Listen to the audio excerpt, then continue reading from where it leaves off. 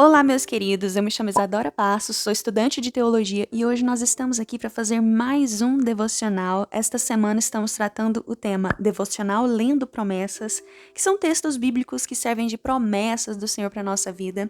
E o texto de hoje está registrado no livro de Joel, capítulo 2, a partir do verso 21. Então nós vamos tratar os versos 21, 22 e 23, mas antes disso eu quero te convidar a se inscrever no meu canal, ativar todas as notificações para você receber todos os vídeos que estão sendo postados aqui todo santo dia a partir das 6 horas da manhã. Deixe o seu like aí para me ajudar. Quero te convidar a entrar aqui em playlists, já temos os 7 devocionais de Spurgeon disponível nessa playlist e também essa aqui com todos os devocionais de Salmos. Vai lá conferir.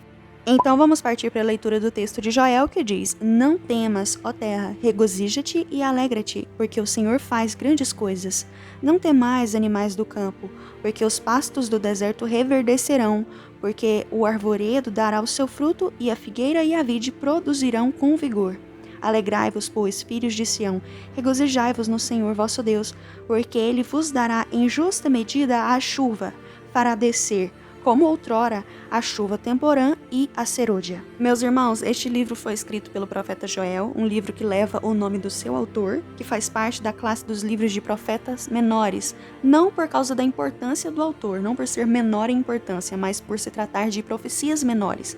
Então este livro tem só 3 capítulos, que são capítulos promessas, capítulos profecias, tratadas pelo profeta Joel com o intuito de falar sobre mensagem de arrependimento, de avivamento, com o intuito também de falar sobre o tempo do fim, do grande e terrível dia. Profecias que foram proferidas em período de grande dificuldade, escassez, necessidade, falta. Então nós vamos ver ali no capítulo 1 ele falando sobre uma praga de gafanhotos que acometeria a terra. As profecias aqui são sobre arrependimento, então nós vamos ver Joel falando sobre a necessidade de rasgarmos o coração diante de Deus, ao invés de rasgarmos as nossas vestes, mas de chegarmos a ele com o coração quebrantado e um arrependimento sincero. Vai falar também sobre a necessidade de oração, de jejum, a forma certa de jejuar. Também fala sobre o grande avivamento, que no final dos tempos os jovens profetizariam, falariam novas línguas, sonhariam sonhos. Profecia essa mencionada por Pedro ali em Atos 2, quando ele vai discursar sobre a descida do Espírito Santo sobre aqueles homens que estavam ali.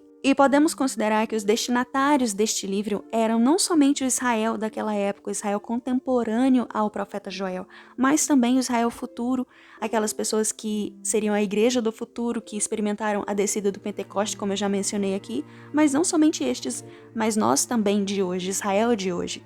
E depois de mencionar uma grande seca, necessidade, crise e também ataque de gafanhotos no capítulo 1, ele vai falar no capítulo 2 sobre a volta de Jesus. Ele diz: tocai a trombeta em Sião. Ele vai falar sobre uma mensagem de arrependimento para esse grande dia. Ele também vai falar sobre as misericórdias do Senhor. E aí nós chegamos nos versículos que foram lidos aqui inicialmente, que foram os versículos 21, 22 e 23, que falam sobre uma restauração, uma misericórdia do Senhor, uma bênção, uma promessa de vitória para este povo. Essas palavras que servem ainda para nós, que ele vai dizer a partir do verso 21. Não temas, ó terra, regozija-te, alegra-te, porque o Senhor faz grandes coisas. E sim, o Senhor faz grandes coisas, Ele é o nosso Deus, nós cremos nisso, não é verdade? E no versículo 22 ele diz: Não temais, animais do campo, porque os pastos do deserto reverdecerão. O arvoredo dará o seu fruto, a figueira e a vide produzirão com vigor. Alegrai-vos, pois, filhos de Sião, regozijai-vos no Senhor. Então ele traz uma mensagem de alegria, de esperança e continua dizendo: porque ele vos dará em justa medida a chuva, fará descer, como outrora, a chuva temporã e a serôdia. Chuvas temporã e serôdia aqui mencionadas se referem a chuvas que desciam fora do seu tempo habitual, fora da época comum, né? Então a serôdia se referia à chuva que descia depois da época que seria previsto, e a temporã seria aquela que desceria antes da época prevista. O que é uma promessa de bênçãos, né? Chuva é bênção e ela é bem-vinda em qualquer momento. Então, uma bênção que vem em um momento inesperado e uma bênção que vem antes do tempo, uma bênção que vai depois do tempo esperado. Então, a grande e maior lição que podemos tirar desse resumo que foi feito aqui nesses capítulos, né, nesse texto que tem um contexto um pouco profundo e sério, mas eu acabei tentando resumir aqui da maneira mais prática possível, E o que podemos tirar de tudo isso é que quando Joel fala sobre uma seca no capítulo 1 e no capítulo 2 ele fala de arrependimento e de uma terra reverdecendo, nós podemos entender que aquele que se arrepende sinceramente diante do Senhor e compreende a mensagem do Evangelho, busca Ele com sinceridade, rasga o seu coração, recebe bênçãos infinitas do Senhor. E não só bênçãos que esperamos, mas também bênçãos inesperadas, que faz menção aqui das chuvas serôdias e temporãs, né, como eu mencionei, que são chuvas que não descem na sua época habitual, mas descem inesperadamente, tanto antes do tempo quanto depois do tempo. E é isso que o Senhor quer fazer conosco, quer nos surpreender se nós não somente nos arrependermos, rasgarmos o nosso coração diante dele, e nós cremos que ele assim fará por nós. Por isso eu te convido a orar comigo neste momento. Senhor Jesus, nós compreendemos a sua bondade, a sua misericórdia, mesmo quando não somos merecedores. Jesus, antes mesmo do arrependimento chegar ao nosso coração, o Senhor já tem planos para o nosso futuro arrependido. Quando nós não temos ainda nem consciência do nosso pecado, quantas vezes nós pecamos sem saber, sem compreender.